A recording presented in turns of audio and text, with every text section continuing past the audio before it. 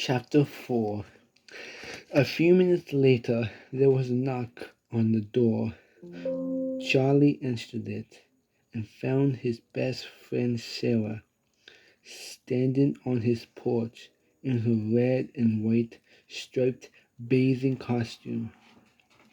She was carrying a beat-up metal washtub. "Come on," Sarah said, flattering her very large front teeth. "I heard there's an amazing overflow." "I'm coming," Charlie said. The overflow was a special kind of Galveston flood, not from pouring rain, from the Gulf. Galveston sat on a small island.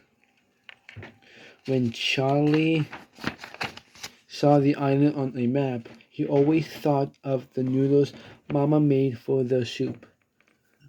Long, skinny, and very flat. The noodle island was 27 miles long and only a mile wide in places. It sat on the Gulf of Mexico, about 2 miles from the main part of Texas.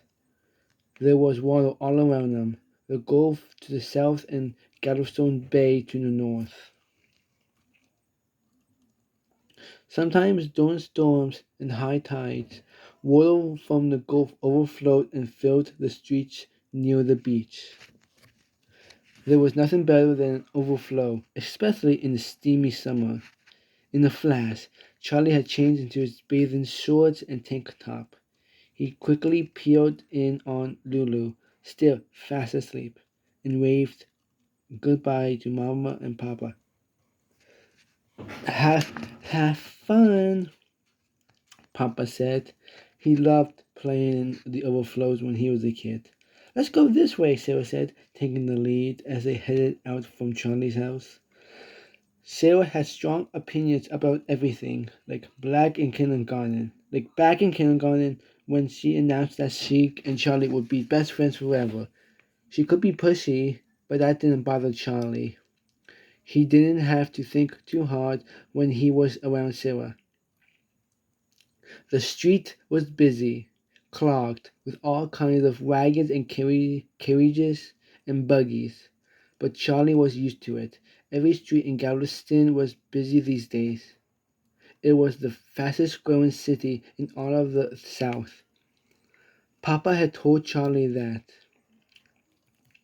He was always bragging about how great Galveston was. Last night at dinner, Papa had looked up from his stew and said, "You know what I just heard? There are more millionaires in Galveston than in almost any other small city in the world." Mama had waved her hand over her faded apron. "Oh, indeed," she said in a fake, fancy voice. "We millionaires love Galveston." That that cracked them all up. But Charlie got why Papa was proud. Who wouldn't want to live in Galveston? It was a city that had everything: restaurants and stores and theaters. They had their port with big ships coming from all over the world.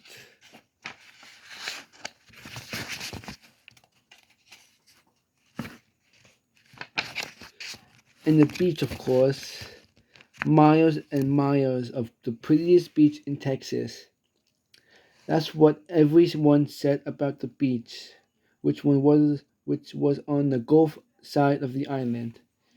There were hotels and shops along the beach, and even big bathhouses where you could dry off after swimming, change, and buy a snack. The biggest and best bathhouse was the Pagoda, which Charlie could see now in the distance. It was built out over the water of the Gulf, maybe 30 feet from the beach. You walked on a long, skinny raised walkway to get to it. Charlie liked to imagine it was a floating palace. "We should have brought Lulu," Sarah said, snapping Charlie out of his thoughts. "She's napping," Charlie said. "The storm scared her. She thinks there's a monster in the sky." Charlie shook his head as her wails echoed through his mind. It's really sad.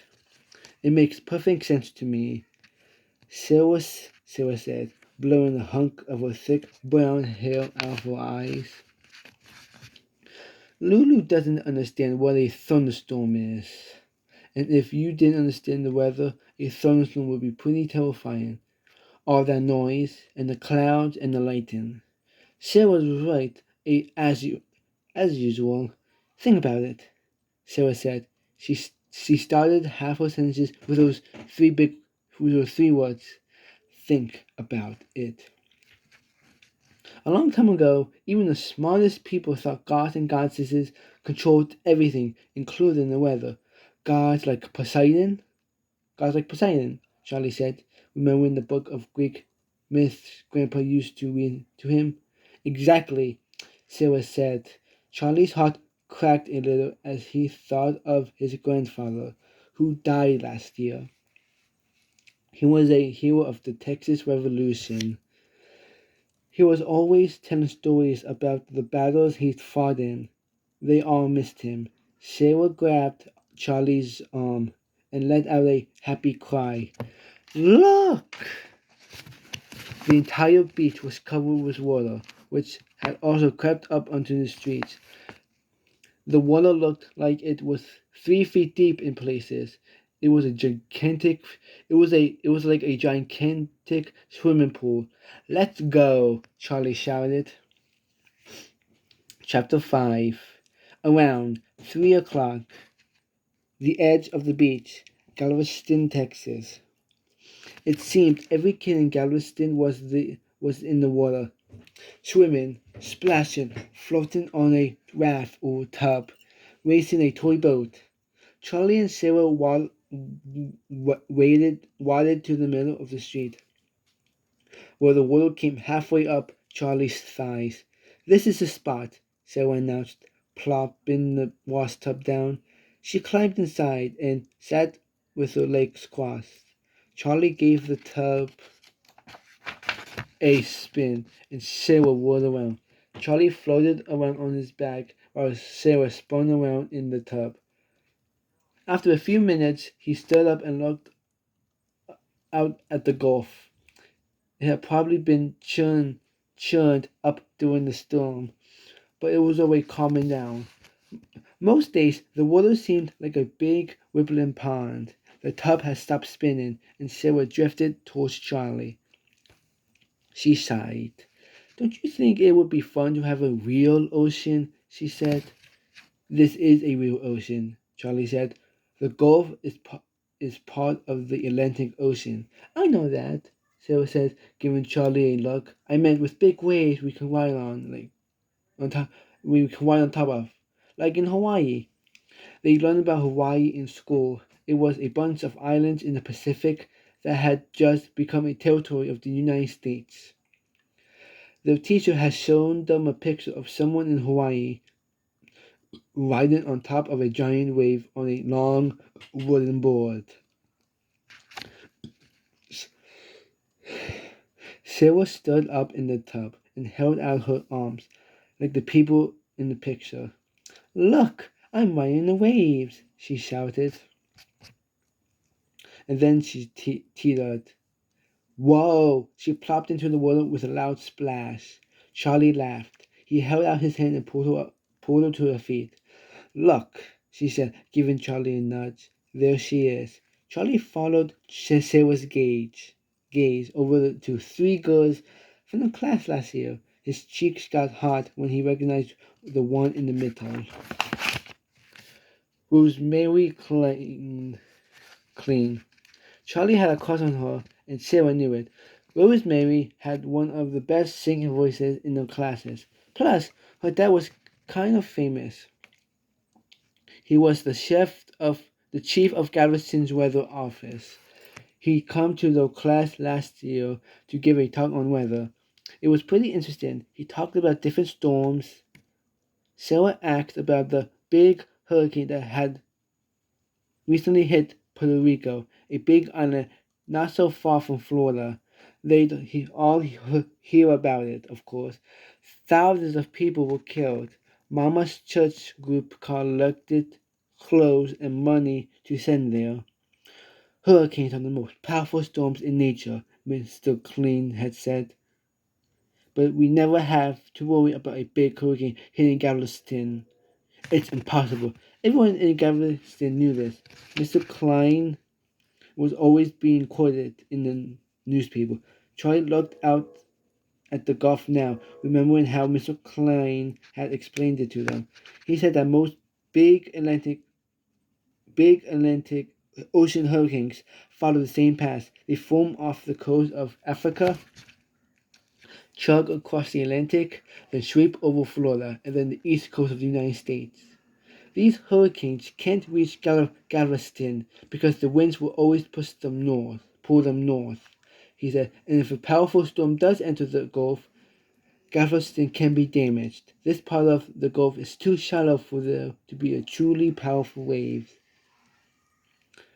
Charlie looked at the puny little waves now. It would be fun to have huge waves try on, but it was better not to. But it was better not to have to worry about hurricanes. Charlie gave Charlie a little shove. Go say hi to Rosemary. Charlie shook his head. He liked Rosemary, but that didn't mean he actually wanted to talk to her. Plus, the overflow was ending. The water starting to rush back into the Gulf. Soon, the streets would be dry, and kids would be building sandcastles on the beach.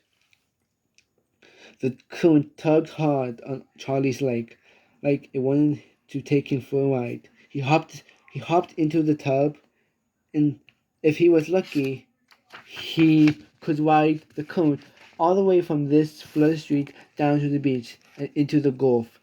Sarah gave the tub a big heave. It lured forward, and off Charlie went. Zap! Sarah ran alongside him as he went rushing across the flooded road and down the beach toward the Gulf. He closed his eyes, imagining he was riding a huge Hawaiian wave. But before Charlie made it to the Gulf, Sarah screamed out, "Charlie, watch out!" Charlie's eyes popped open. Was there a snake somewhere? That was one bad thing about overflows. Underground creatures sometimes got washed into the streets or onto the beach. Mostly they were harmless bullfrogs and garter snakes, but last year a kid playing in an overflow got bitten by a water moccasin. The kid was lucky because the snake was pretty small and his friends got to him to the hospital quick.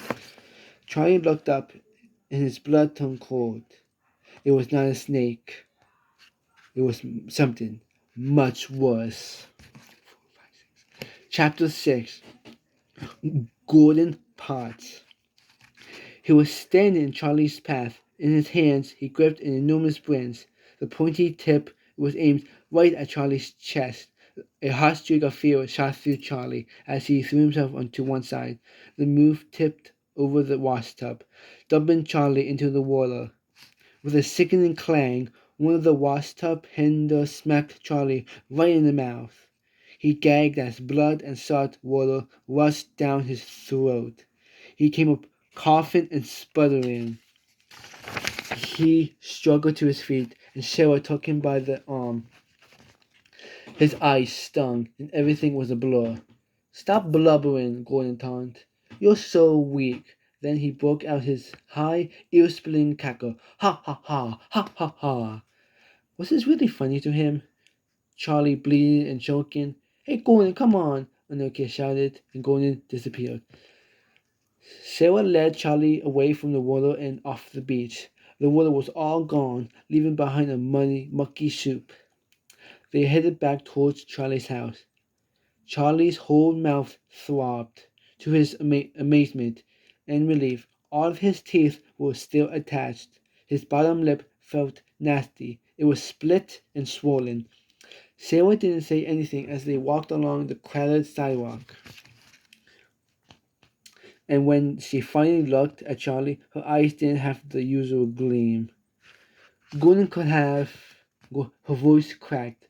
"He could have really hurt you, Charlie." Charlie pictured a huge pointy stick. Sarah was right. Just then, he noticed an old man in a worn green hat hobbling toward them on the sidewalk. It was Mr. Early, one of Grandpa's friends. Charlie ducked his head down. He didn't want Mr. Early to see him this way. Out of the corner of his eye, Charlie saw Mr. Early look right at him, but somehow the old man didn't recognize him. Probably because Charlie's face was so battered and bloody. He must look like he'd been kicked by a horse. A lump grew in Charlie's throat, but he managed to fight back his tears. Why did Gordon pick on him? He never, he'd never done anything to Gordon or to anyone. He wasn't a show-off or a teacher's pet. He never chased girls around the playground or tried to push his way into marbles games. Charlie was just Charlie, except for Sarah. Nobody even really noticed him. It was true that he sometimes wished they did. He got invited to birthday parties, that girls like Rosemary Crane would choose him as a square dance partner. But he was fine keeping mostly to himself. What did he do to make Gordon suddenly hate him so much? Over and over, Charlie had searched his mind for reasons, and he always came back to one last night, May.